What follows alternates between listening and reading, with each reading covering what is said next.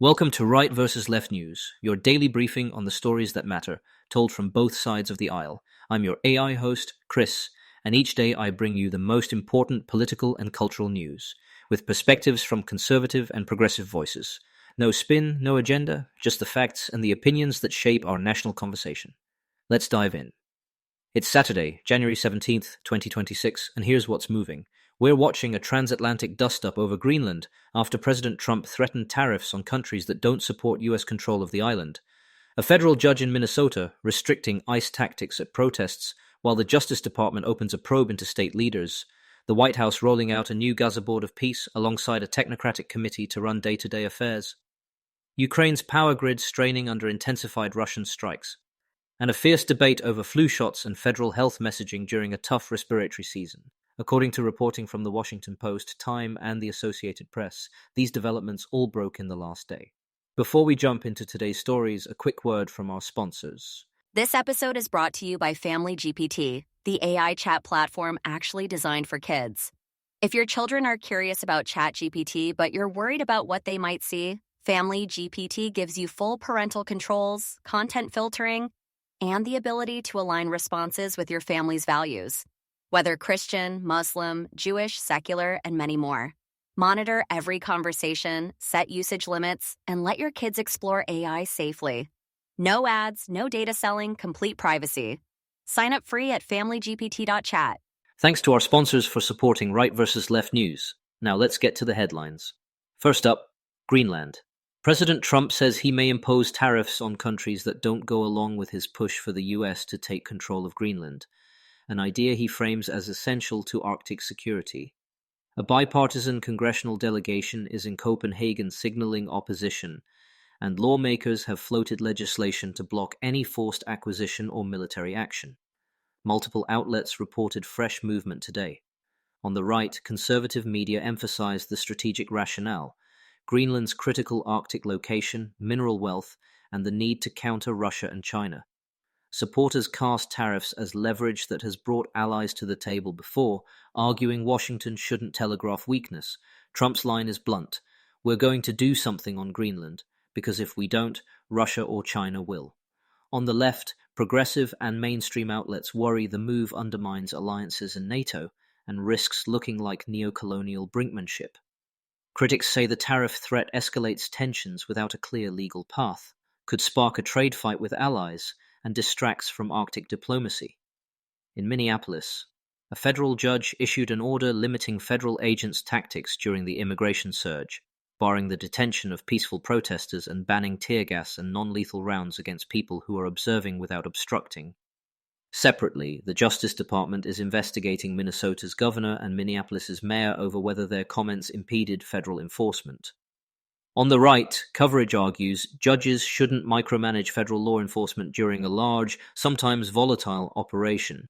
Legal commentators point to the Constitution's supremacy clause and question whether state lawsuits can override federal priorities. They also highlight incidents of vandalism and disorder at protests. On the left, the order is framed as a civil liberties backstop after weeks of aggressive tactics, tied to an ACLU suit and a fatal shooting during an ICE operation. Progressive voices call the DOJ probe of state leaders political retaliation and say the injunction protects the right to protest and to document public officials. Now, Gaza. The White House announced a Board of Peace, chaired by President Trump, with members including Secretary of State Marco Rubio, former UK Prime Minister Tony Blair, Jared Kushner, World Bank President Ajay Banga, and others.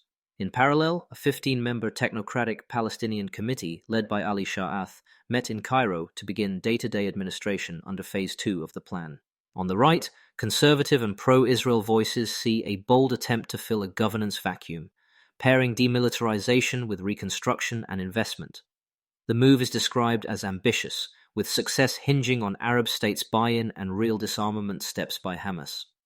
On the left, skepticism runs deep, citing Blair's Iraq legacy, Kushner's role, and concerns that Phase 1 humanitarian promises remain unfulfilled.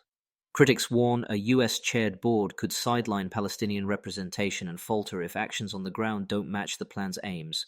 We'll be right back with more of today's news after this brief message. This episode is brought to you by Family GPT, the AI chat platform actually designed for kids.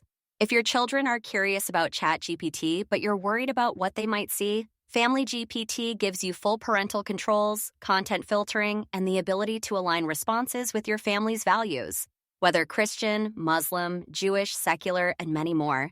Monitor every conversation, set usage limits, and let your kids explore AI safely. No ads, no data selling, complete privacy. Sign up free at familygpt.chat. Thanks again to our sponsors. Now back to the news.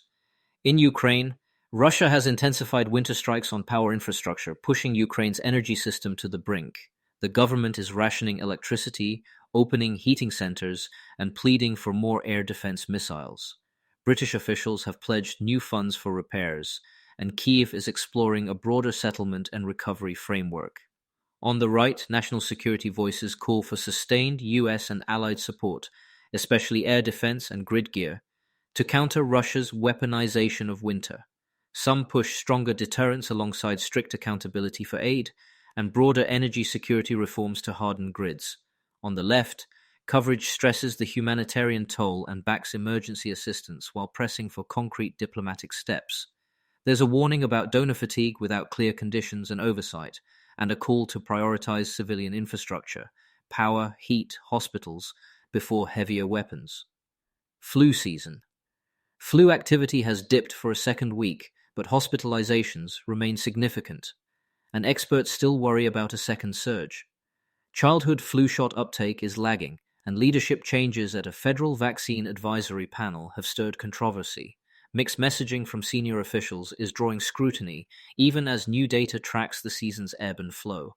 On the right, some argue for a shift toward informed consent, fewer mandates, and more transparency about vaccine efficacy. Shaped by pandemic-era distrust, there's a push to rethink one-size-fits-all guidance while still protecting high-risk people. On the left, health reporters warn that undercutting long-standing recommendations fuels lower uptake and risks preventable illness, especially for kids and seniors. Politicized changes to advisory panels and messaging, they argue, could cost lives if they depress vaccination and antiviral use. Quick recap. Tariffs over Greenland triggered Allied pushback. A judge reined in ICE tactics in Minnesota while DOJ opened a probe into state leaders. The White House unveiled a Gaza Board of Peace and a technocratic committee. Russia's winter strikes are battering Ukraine's grid. And America's flu season is colliding with a politicized vaccine debate. We'll keep tracking what changes by tomorrow, and how both the right and the left are framing it. That's it for today's episode of Right versus Left News. Remember, understanding both sides isn't about picking a team. It's about being informed. Subscribe wherever you get your podcasts and join us tomorrow for another balanced look at the day's biggest stories. Until next time, stay curious and stay informed.